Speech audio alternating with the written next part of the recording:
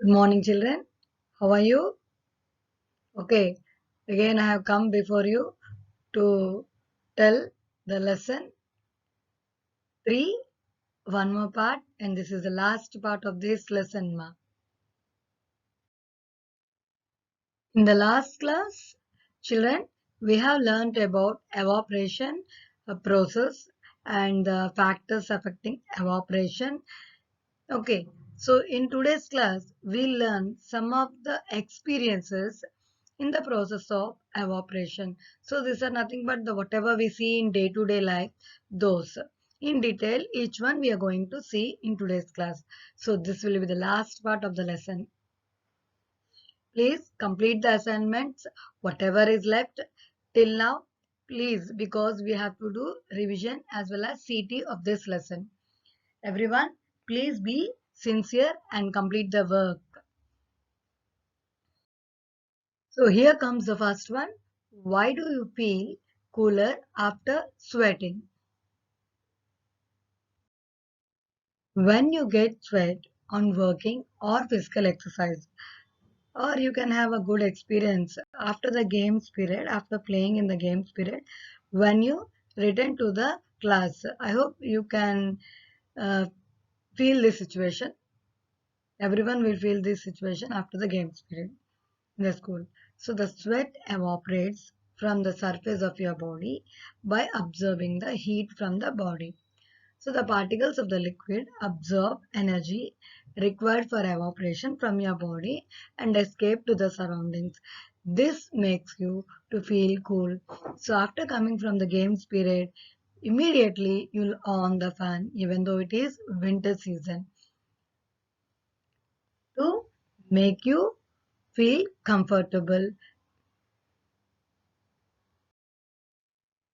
And why do we wear cotton clothes in summer? So you see, children, in the summer season, you have no option to change the uniform, and that too in a cotton clothes. But we teachers generally wear cotton sari in summer. More sweat is produced from our body during summer due to excess of external temperature. We feel cool when the sweat is evaporated. On wearing cotton clothes, the clothes absorb sweat from our body. So we feel cool. This is the reason why we wear cotton clothes during summer. And I told already teachers generally maximum wear cotton sarees during summer season. That means during March and April. Other clothes like silk, polyester, etc. cannot absorb sweat. So hence we wear cotton in summer. Why do we see water droplets on outer surface of a glass containing ice cold water? Ice cold water in the glass cools its surface. So air around the glass contains water vapor which is warmer than the surface of the glass. Due to the cold glass, air close to its surface will also become cooler. So this changes the water vapor in the air around the surface of the glass into water. So this water forms small droplets on the outer surface of the glass. Why do pigs toil in the mud during the hot summer season? Generally, the temperature of a body is controlled through the process of sweating evaporation.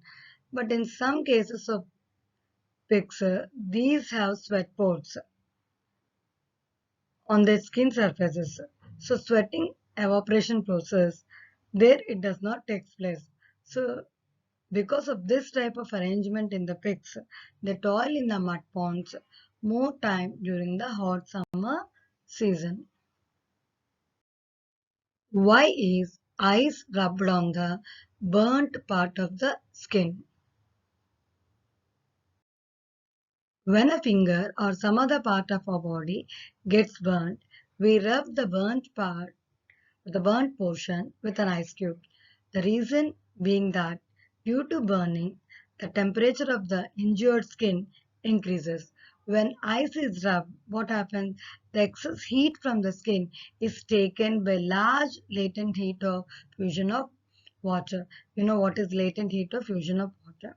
So as a result, the temperature of the injured skin decreases and we feel less pain. So you have to remember the reason here. The excess heat from the skin is taken away by the large latent heat of fusion of water. Nothing but who is taking? Ice cube is taking. So as a result, the temperature of the injured skin decreases and we feel less pain. Burning sensation will decrease in this case. Nothing other than that. Why do we store water in matkas? Matkas means it is in the word earthen pots. What you see, the clay pots, that is a pot. We have to discuss about that in detail. So we store water in matkas, nothing but earthen pots, to keep water cool. This is the traditional refrigerator, children. So this using glaze refrigerator is also made nowadays. You search in YouTube or Google, you'll get a traditional refrigerator made with clay.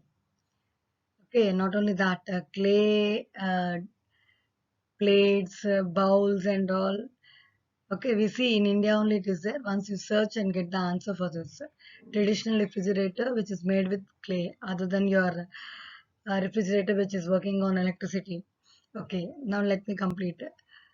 Unlike metal containers, earthen pots have pores on the container walls through which water particles evaporate.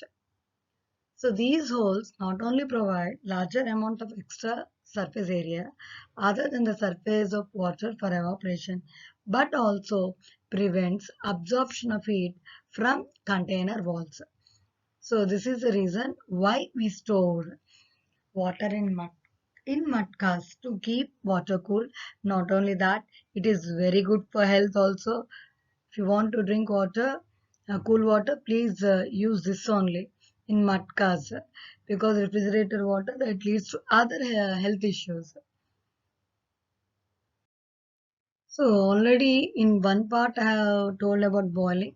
In one of the part of this lesson I have told evaporation. So let us have a glance uh, differences between boiling and evaporation.